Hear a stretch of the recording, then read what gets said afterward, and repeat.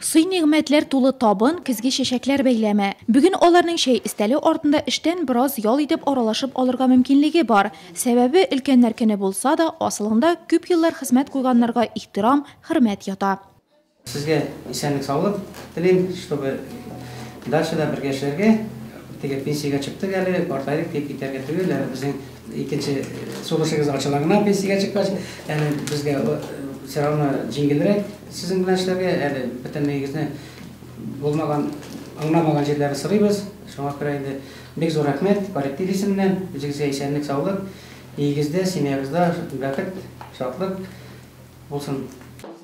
Шәй ясалган, бүләкләр таратыла. Аларны кабул итүчеләрнең барысы да лаеклы ялда, ләкин эшләүләрен дәвам итәләр. 62 яшьлек Мансур Төхвәтуллин шуларның берсе. Почта 20 ел эшлим уже почти. Плотник булып эшлим.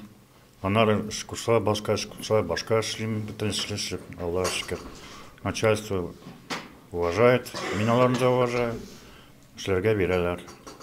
Нурлат һәм Әлки районнарына хезмәт күрсәтүче почта бүлекчәсендә 198 кеше пенсионер статусында. Шуларның 60-лабы әле дә хезмәтеннән аерылырга теләми.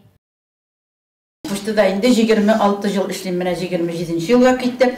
Үземә быел Алла теләсә, ноябрьнең 16-сында 66 яшь тула. Әле китәсе килмешсе килә. Эшемне яратам.